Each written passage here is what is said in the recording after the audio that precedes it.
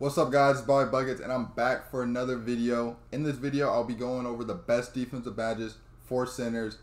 So before I get started, go ahead and like this video, subscribe to the channel, and let's jump right into it. Alright, so as you guys can see, this is the badge that I have. I made a new build. I got 30 defensive badges. This is more for my Pro-Am, so this is why I play in Pro-Am. So unlike my finishing video, I'm going to go through all the defensive badges just in case you guys have questions on any of them. Let you know some of these badges you can switch around how you like it. But so first, box on the center is probably really important this year. I actually went to a Pro-Am game with bronze box, and the other guy had a Hall of Fame worm on, and literally my box got broken every time. So I've seen a lot of people, they go on Hall of Fame box, which I think is very important.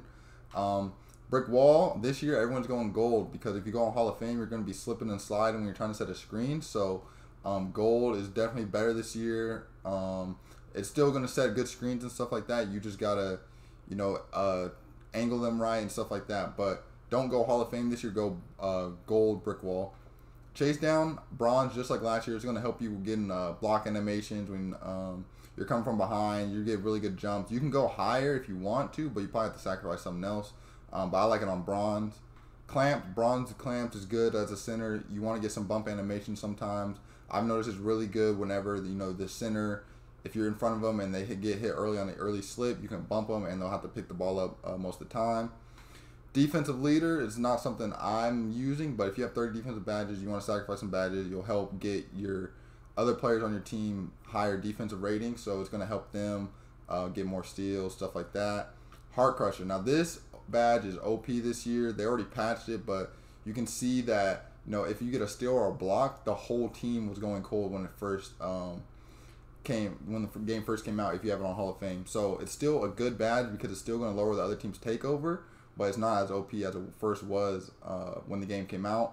So you can still run this. In most leagues it's been banned, so it's kind of controversial if you can even use it in Pro-Am, but so that's why I don't have it on. But if you're not playing Pro-Am, it's definitely a great badge to have. Interceptor, really good badge. I have it on Hall of Fame. It's going to help you with steals, playing passing lanes, stuff like that. You can go a little lower if you feel like you're not going to be playing as many passing lanes. But other than that, I like it on Hall of Fame. Intimidator, I know a lot of people don't like this badge. I think it's really good. It's going to help, if you're close, it's going to make people miss more. That's why I run on Hall of Fame. You see it pop up all the time. And, I think in the paint, defense is already bad, so definitely helps. Lightning reflexes, this, some people use it, I heard on bronze this year, but not as a center. So this is more for a lock or something like that if you're guarding ball, where it's useful. But as a center, I don't think you need it at all. Moving truck, now this is a badge that I personally don't use for Pro-Am, but I think if you're playing against like a post scorer for whatever reason, it's going to be good. They're going inside, you're going to be able to push them around a little bit more.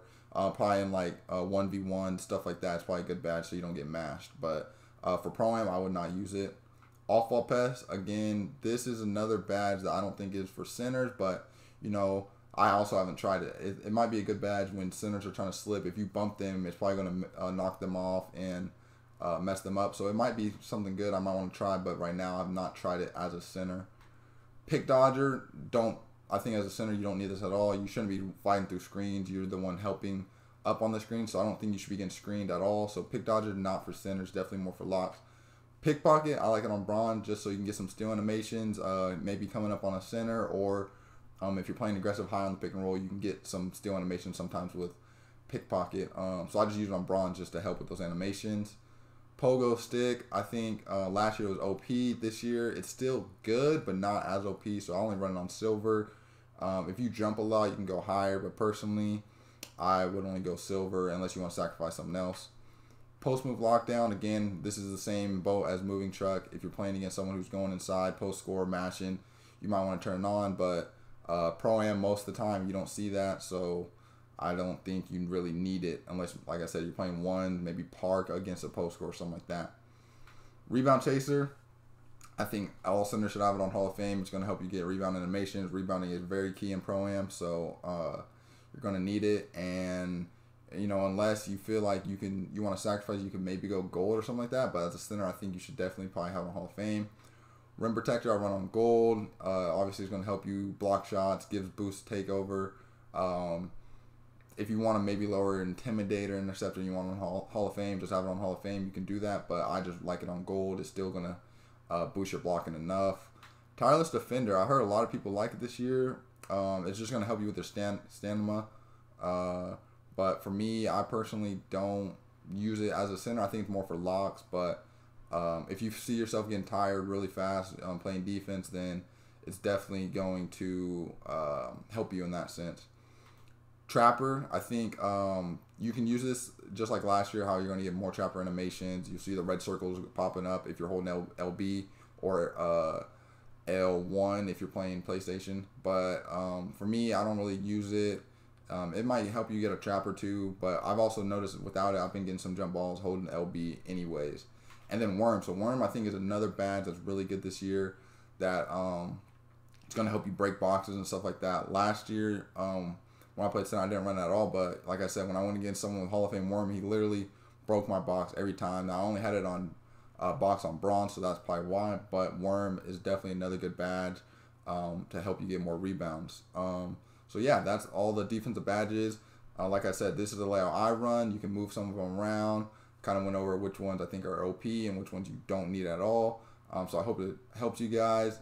In the comments, let me know what you think, what defensive badges maybe you want more explanation on, or which ones that you use, and I hope to see you in the next one.